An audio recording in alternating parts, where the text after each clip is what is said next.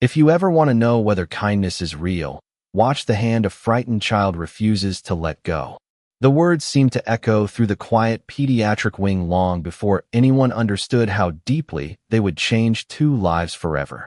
The soft rhythm of heart monitors blended with the distant footsteps of nurses moving through polished hallways, while warm afternoon sunlight filtered gently through large hospital windows overlooking downtown Boston.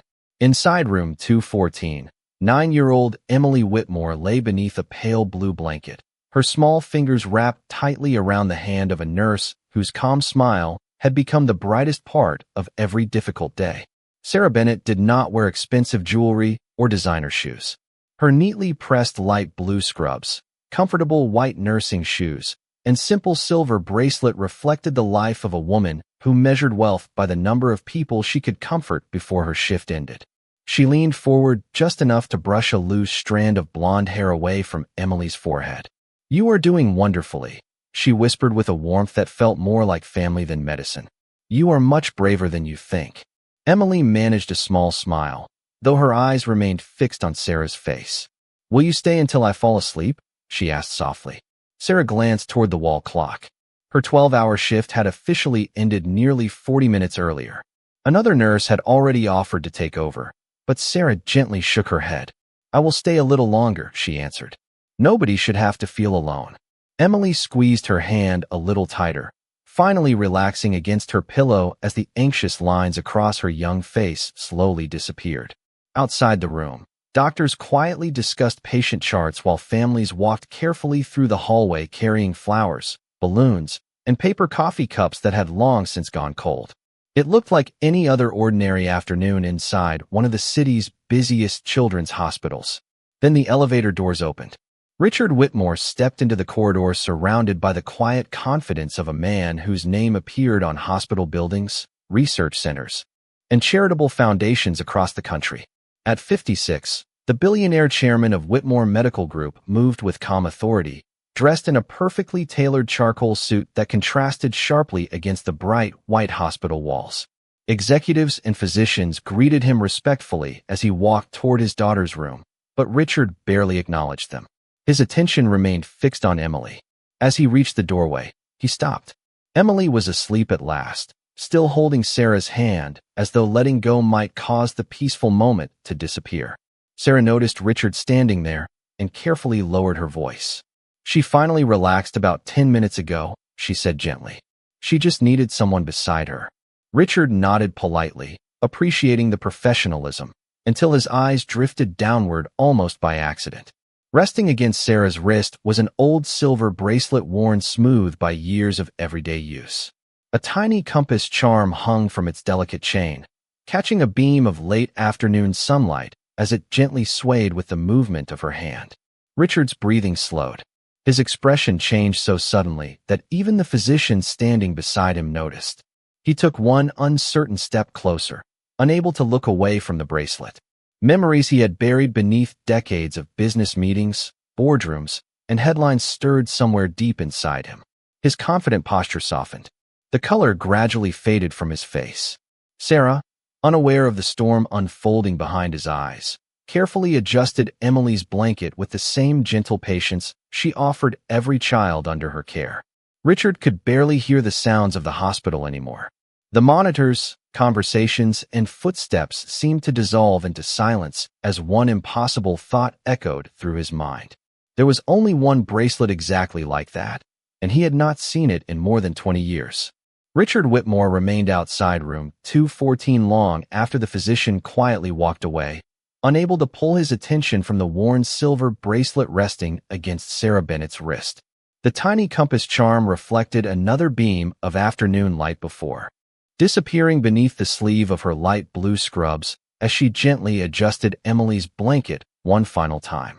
Richard had built an empire by trusting facts instead of emotions, yet something about that bracelet unsettled every certainty he possessed. Sarah slowly stood, carefully easing her hand free without waking the sleeping child. Emily instinctively reached toward the empty space before settling peacefully again. Sarah smiled softly, whispered, "Sweet dreams," and stepped into the hallway carrying nothing more than a patient chart and a reusable water bottle. She nodded politely to Richard without recognizing him as anything other than another concerned father. She is resting comfortably, Sarah said. Her vital signs have remained stable all afternoon. Richard returned the courtesy with a reserved nod. Thank you for staying after your shift. Sarah answered with the same quiet sincerity that shaped every part of her life. Sometimes children need a familiar face more than a schedule. Before Richard could ask another question, her pager sounded. Another patient needed assistance. She excused herself and disappeared down the corridor with calm purpose, leaving Richard standing motionless beneath the soft hospital lights. Later that evening, while most executive offices across the city emptied for the night, Sarah drove home in a 12-year-old sedan that carried more memories than comfort. The engine hesitated before starting, but eventually settled into its familiar rhythm. She smiled when she reached a modest neighborhood on the outskirts of Boston, where her 11-year-old son Noah waited on the front porch finishing his homework beside a small flower box they had planted together the previous spring. "How was your day?" Noah asked as he helped carry her lunch bag inside. Sarah smiled despite the exhaustion beneath her eyes. "Busy, but one little girl smiled today when she was scared. That made it a good day." Noah grinned proudly. "You always say that helping one person is enough." Sarah laughed quietly while placing groceries onto the kitchen counter. Because sometimes one person is the whole world to someone else. Their small home showed careful attention instead of wealth. Family photographs filled the walls. Books borrowed from the public library rested neatly on wooden shelves. A handwritten calendar listed Noah's school projects beside Sarah's work schedule, with several overnight shifts circled in blue ink. After dinner, they washed dishes together, completed homework at the kitchen table, and ended the evening exactly as they always did. Sarah checked Noah's science project while he asked about her patients without ever expecting confidential details. "Did the little girl feel better?" he asked. Sarah paused thoughtfully before answering. She felt less afraid, and sometimes that is the first step toward getting better. Across town, Richard sat alone in his office overlooking the Boston skyline. The city lights stretched endlessly beneath floor-to-ceiling windows, yet his attention remained fixed on a single image stored in his memory. A silver bracelet, a tiny compass charm. He opened an old cedar box from the bottom drawer of his desk, one he had not touched in years. Inside rested faded photographs, handwritten notes, and a newspaper clipping from more than 2 decades earlier. His fingers hesitated above the collection before stopping on a photograph of his late mother smiling beside an unidentified woman whose wrist was partially hidden beneath the sleeve of a simple sweater. Richard closed the box without removing anything. He leaned back in silence, realizing he could no longer dismiss what he had seen as coincidence. Somewhere inside that ordinary nurse's quiet smile lived a story he had never expected to encounter again.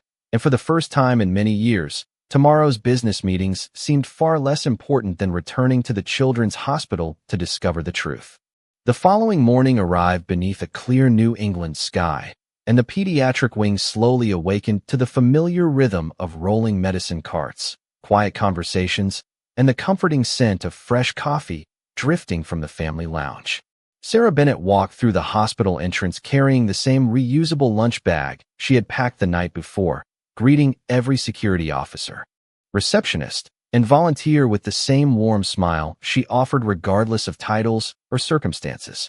She believed respect was something given freely rather than earned through status, and that simple habit quietly shaped the atmosphere around her every day. Emily Whitmore was already awake when Sarah entered room 214. The little girl smiled immediately. "I knew you would come back," she said, extending both hands before Sarah had even reached the bedside. Sarah laughed gently and placed her chart on the nearby counter.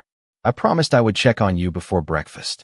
Emily looked relieved as Sarah carefully adjusted her pillow and listened to her heartbeat. "Will you read another chapter today?" Emily asked hopefully.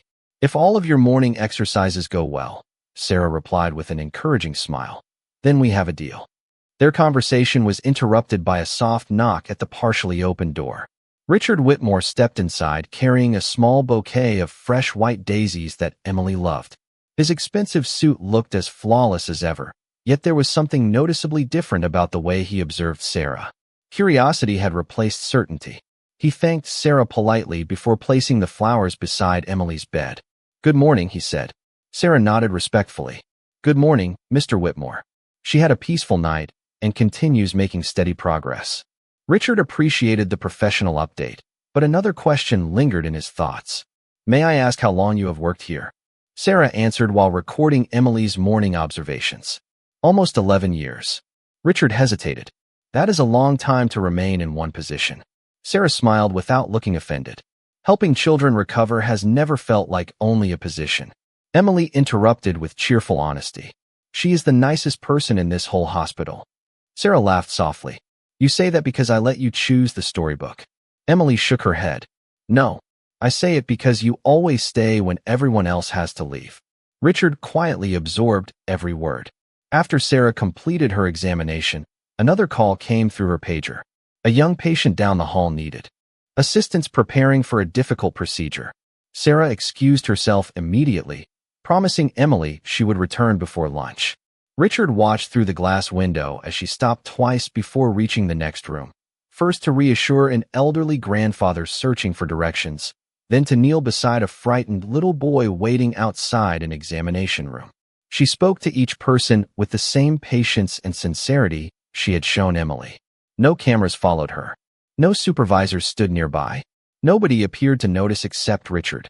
Later that afternoon, he found Dr. Helen Morris reviewing patient reports near the nurse's station. May I ask you something about Nurse Bennett? Richard said quietly. Dr. Morris smiled almost instantly. You certainly may. Richard chose his words carefully. She seems unusually devoted to every patient. The experienced physician closed the folder in her hands. Sarah has turned down promotions because she wanted to remain at the bedside instead of moving into administration. She volunteers for difficult overnight shifts when families need familiar faces. She uses her own vacation days to attend memorial services when long-term pediatric patients pass away. She never speaks about those things because she believes compassion is simply part of the job. Richard remained silent. The answer did not fit the assumptions he usually made about people seeking opportunities around wealthy families. As he glanced once more toward Emily's room, he noticed Sarah returning with the same calm expression she carried through every hallway. The silver bracelet briefly appeared beneath the hospital lights before disappearing under her sleeve again, and for reasons he still could not explain, Richard realized he was no longer trying to discover what Sarah wanted from him. Instead, he had begun wondering what extraordinary story had shaped the quiet woman who never seemed to ask for anything at all. That evening the rain arrived quietly, tapping against the wide hospital windows in a steady rhythm that softened the constant sounds of the pediatric wing. Families gathered beneath warm blankets while nurses moved carefully from room to room, their footsteps blending with the gentle hum of medical equipment and distant conversations. Sarah Bennett had officially completed another 12-hour shift nearly an hour earlier, yet her locker remained unopened because Emily Whitmore had become unusually anxious after learning she would need another day of observation before returning home. Sarah walked back into room 214, carrying 2 picture books borrowed from the children's reading cart and a small stuffed bear donated by a local community group. Emily's worried expression brightened immediately. You came back, she whispered with visible relief. Sarah smiled as she placed the bear beside the pillow. I promised I would finish our story. Emily hugged the bear before reaching once again for Sarah's hand. Will you read the chapter where the little girl finds her way home? Sarah settled into the chair beside the bed. That sounds like the perfect chapter for tonight. As she began reading, the quiet confidence in her voice seemed to calm not only Emily, but also the other children whose doors remained slightly open along the hallway. Parents paused outside nearby rooms, smiling as the comforting words drifted softly through the corridor. No audience applauded. No cameras recorded the moment. It was simply another ordinary act of kindness performed by someone who never expected recognition. Several minutes later, Richard Whitmore returned after finishing a lengthy conference call with executives from another state. He stopped outside the room without announcing himself. Through the glass, he watched his daughter listening peacefully while Sarah read each page with patience that could not be taught in medical school. Emily eventually rested her head against the pillow, still holding Sarah's hand with complete trust. Richard quietly lowered the phone in his hand and slipped it into his pocket. For perhaps the first time in years, business no longer seemed urgent. When Sarah gently closed the book, she noticed Richard waiting outside. She stepped into the hallway so Emily could continue resting. She seems much calmer, Richard observed. Sarah nodded. Children often become less afraid when they know someone is willing to stay. Richard looked at her thoughtfully before speaking again. Most people would have gone home an hour ago. Sarah answered without hesitation. Home will still be there. Right now she needs reassurance more than I need comfort. Richard stood silent for several seconds before removing an envelope from the inside pocket of his jacket. Please accept this, he said. It is simply a small thank you for everything you have done. Sarah glanced briefly at the envelope before gently pushing it back toward him. That is generous, she replied kindly, but I cannot accept personal gifts from a patient's family. Richard insisted softly. Nobody would know. Sarah's smile remained warm, yet unwavering. I would know. There was no judgment in her voice, only quiet conviction. Richard slowly returned the envelope to his pocket, unexpectedly humbled by the graceful refusal. Before either of them spoke again, Dr. Helen Morris approached with several patient updates. Sarah, she said, your shift ended a long time ago. You should finally head home. Sarah looked through the doorway one last time to make certain Emily was sleeping peacefully. She is comfortable now, she answered with satisfaction. That makes it a good day. As Sarah walked toward the employee entrance, Richard noticed the silver bracelet once more beneath the hallway lights. The tiny compass charm gently moved with every step, awakening another faint memory hidden beneath years of responsibility and success. He could almost hear an unfamiliar voice from long ago saying that gratitude should always guide a person's direction, just as a compass guides a traveler home. The words remained frustratingly incomplete, but the feeling behind them refused to disappear. Standing alone beneath the quiet hospital lights, Richard realized that every answer he was searching for seemed to begin and end with the extraordinary nurse who continued choosing compassion long after every obligation had already been fulfilled. The next afternoon, the rain had given way to clear skies, and bright autumn sunlight poured through the towering windows of the pediatric wing, filling the polished hallways with warmth that seemed to lift everyone's spirits. Emily Whitmore had completed another successful round of evaluations, and for the first time in days her laughter echoed softly through the corridor as she carefully walked beside Sarah Bennett during a supervised exercise session. Every few steps, Emily paused to admire the colorful murals painted by local artists, while Sarah patiently matched her pace without ever making the child feel hurried. You are getting stronger every day, Sarah said encouragingly. Emily smiled proudly. Does that mean I will be able to go home soon? Sarah gently squeezed her shoulder. It means you are giving yourself every chance to do exactly that. Several nurses greeted Sarah as they passed, each exchanging the familiar smiles reserved for someone whose kindness had become part of the hospital's daily rhythm. Richard Whitmore watched quietly from the end of the hallway. Instead of interrupting, he observed the small moments that no newspaper would ever report. Sarah stopped to help an elderly volunteer gather dropped greeting cards. She thanked a custodian for polishing the hallway floors. She knelt beside a frightened little boy waiting for an imaging appointment and handed him a folded paper crane she had made during her lunch break. None of those gestures lasted more than a minute, yet each one left someone visibly calmer than before. Richard slowly realized that Sarah treated every person with the same respect whether they wore a business suit, hospital scrubs, or a maintenance uniform. Later that afternoon, he requested a brief meeting with Dr. Helen Morris in her office overlooking the children's healing garden. I have reviewed Nurse Bennett's personnel file, Richard admitted after closing the door. Her performance evaluations are exceptional. Why has she never accepted a management position? Dr. Morris smiled knowingly. Because she believes healing begins at the bedside. We have offered promotions several times. Each time she thanked us and chose to remain with her patients. Richard looked genuinely surprised. Most people would see administration as a better opportunity. Sarah defines opportunity differently. Helen replied. She once told me that leadership is not about having the biggest office. It is about being present when someone is frightened. Those words remained with Richard as he left the office. Before reaching the elevator, he noticed Sarah speaking with the hospital's financial counselor. Curious but respectful, he remained several steps away. The counselor handed Sarah a sealed envelope. The assistance fund approved support for your son's school science program, she said kindly. Sarah accepted the envelope with quiet gratitude. Please thank everyone who contributed. Noah has been working very hard. Richard immediately understood something important. The woman who had politely refused his generous envelope the night before was quietly accepting assistance only because it benefited her son rather than herself. She would never compromise her professional ethics, yet she carried her own financial burdens without complaint or self-pity. As Sarah turned toward the exit, the silver bracelet slipped into the afternoon sunlight once again. This time Richard stepped forward. "Nurse Bennett," he called gently. Sarah stopped and smiled politely. "Yes, Mr. Whitmore." Richard hesitated for a moment before speaking. "That bracelet, it seems very meaningful to you." Sarah instinctively looked down at the tiny compass charm resting against her wrist. A peaceful smile crossed her face, softer than any expression Richard had seen before. "It was my mother's," she answered quietly.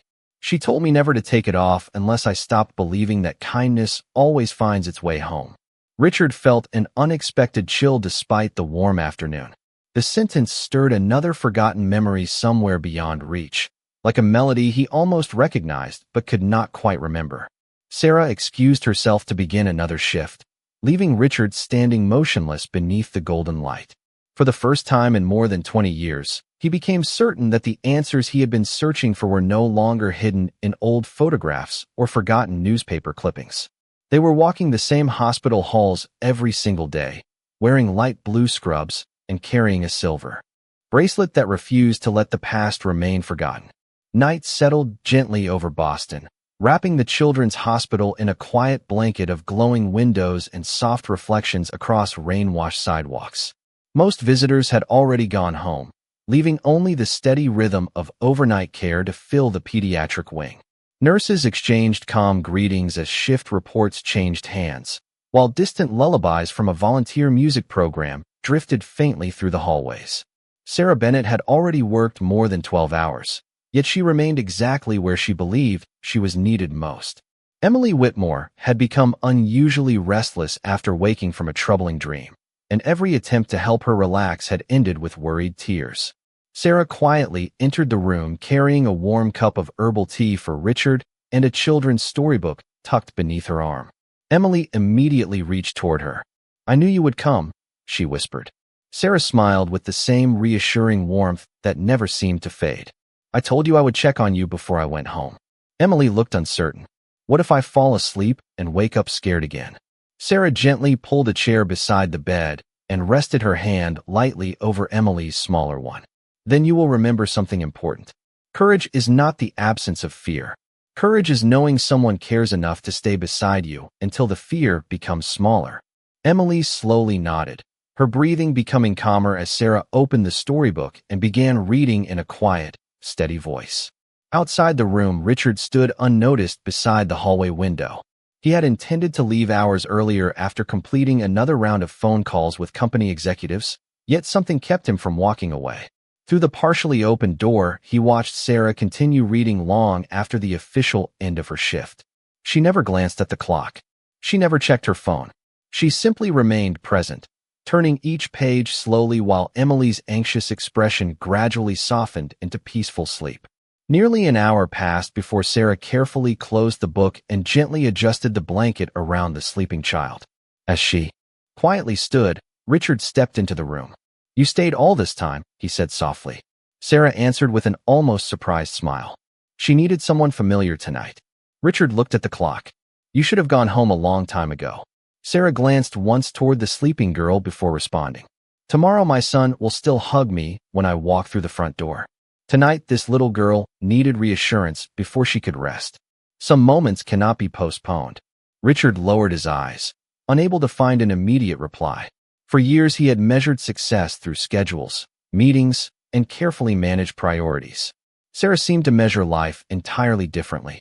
Before leaving the room, she quietly picked up an abandoned coloring page from the floor, straightened a chair that had been left out of place, and thanked the overnight nurse who had just arrived. Every movement reflected quiet respect for the people around her. After Sarah finally disappeared down the hallway, Richard remained beside Emily's bed. His daughter continued sleeping peacefully, still smiling faintly, as though the comforting story had followed her into her dreams. Richard noticed something resting on the bedside table. It was the storybook Sarah had forgotten to take with her. Tucked between its pages was a small handwritten bookmark. Curious, he opened it carefully.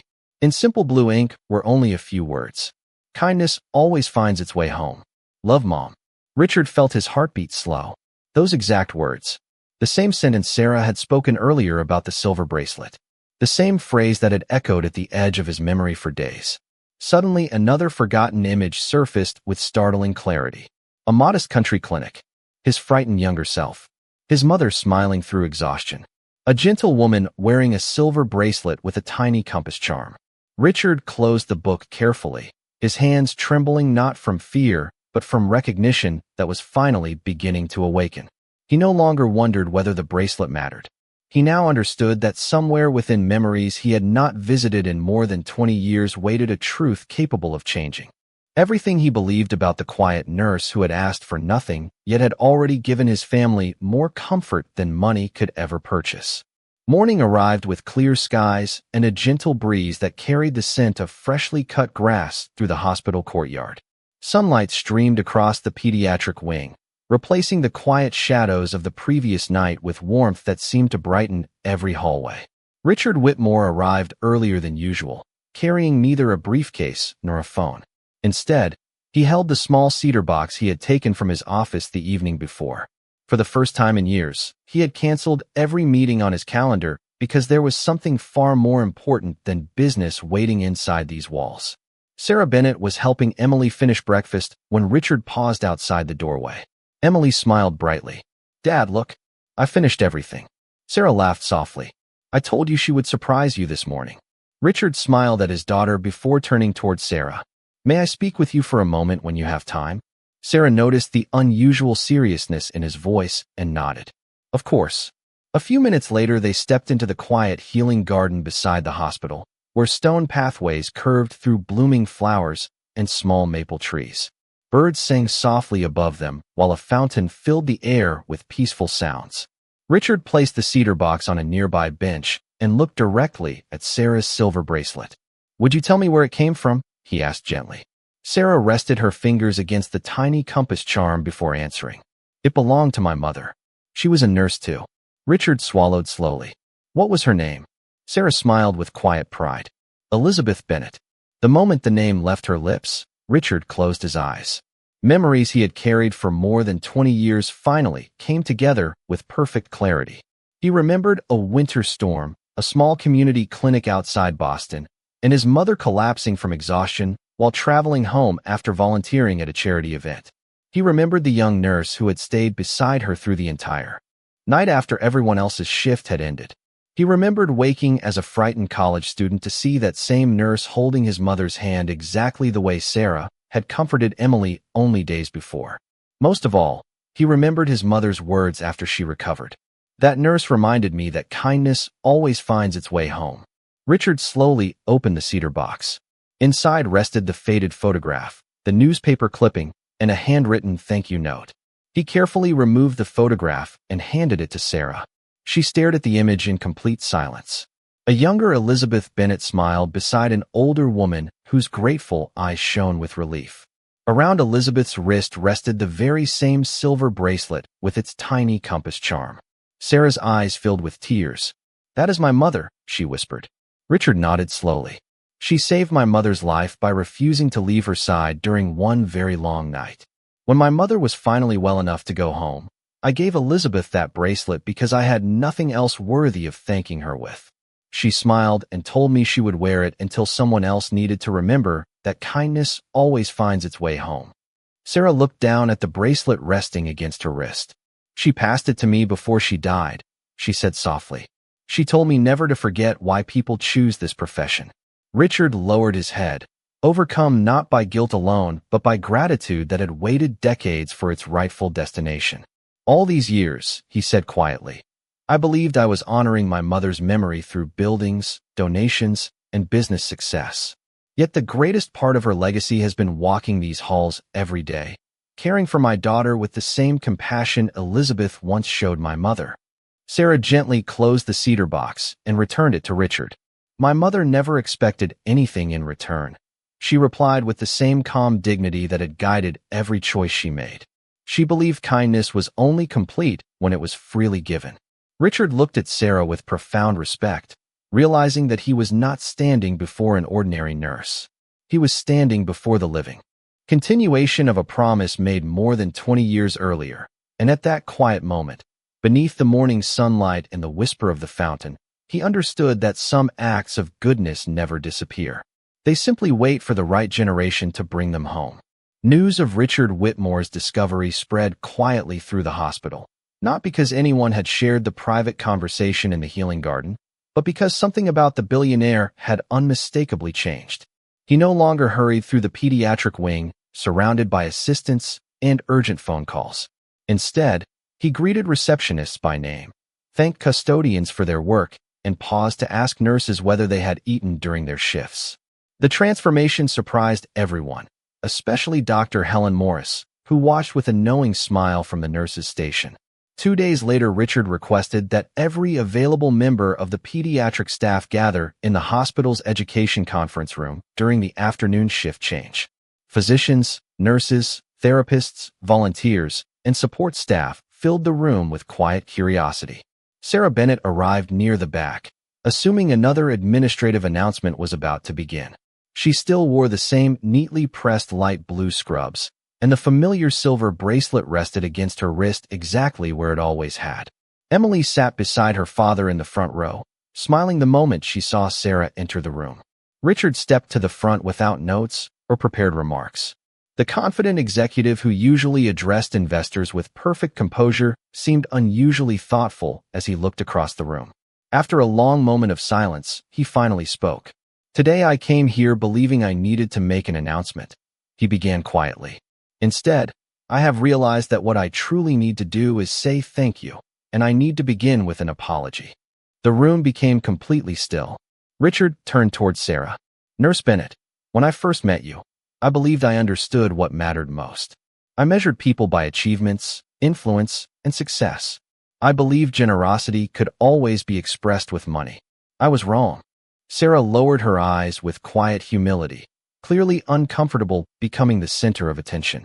Richard continued, "Over the past several days, I have watched you comfort frightened children after your shifts ended, encourage exhausted parents without expecting recognition, and treat every employee in this hospital with the same dignity regardless of position. Then I learned something even more extraordinary. More than 20 years ago, your mother cared for mine with the same selfless compassion.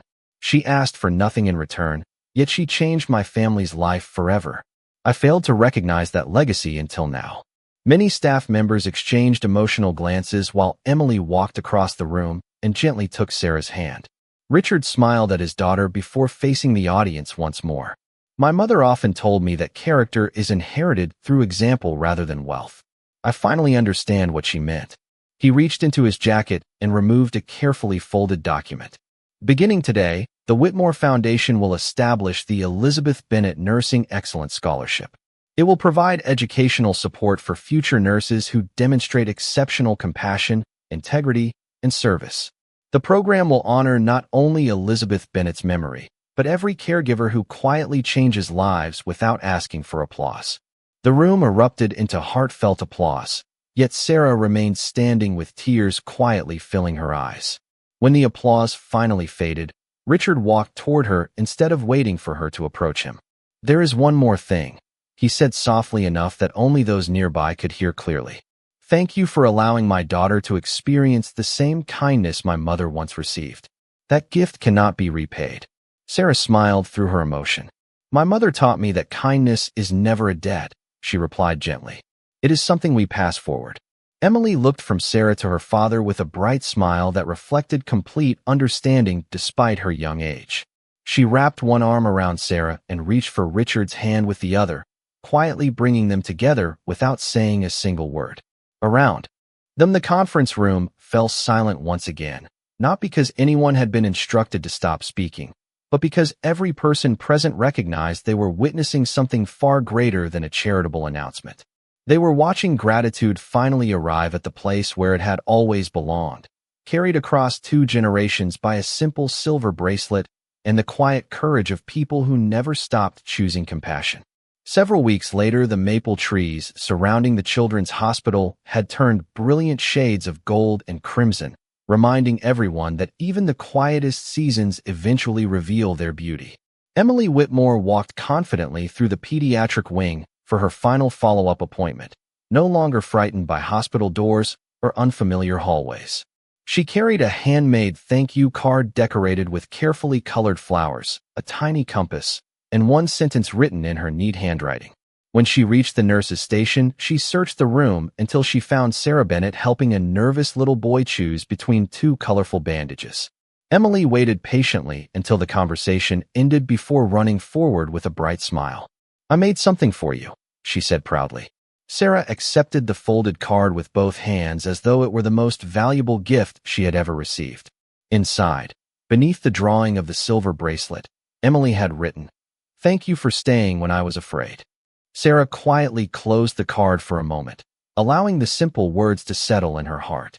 "I will treasure this forever," she whispered. Nearby, Richard Whitmore watched the exchange with quiet gratitude. He no longer saw only the nurse who had cared for his daughter. He saw the living example of everything his own mother had once hoped he would become. During the weeks that followed, construction plans for the Elizabeth Bennett Nursing Excellence Scholarship moved forward, but Richard insisted that every announcement focus on the values behind the program rather than his family's generosity. He often repeated the lesson Sarah had unknowingly taught him. "Buildings may carry a name," he would say, "but compassion carries a legacy." Sarah never asked for recognition and never changed the way she worked after the scholarship was announced. She still arrived early. She still stayed late whenever frightened children needed reassurance. She still thanked every volunteer, every housekeeper, every cafeteria employee, and every physician with the same sincere respect.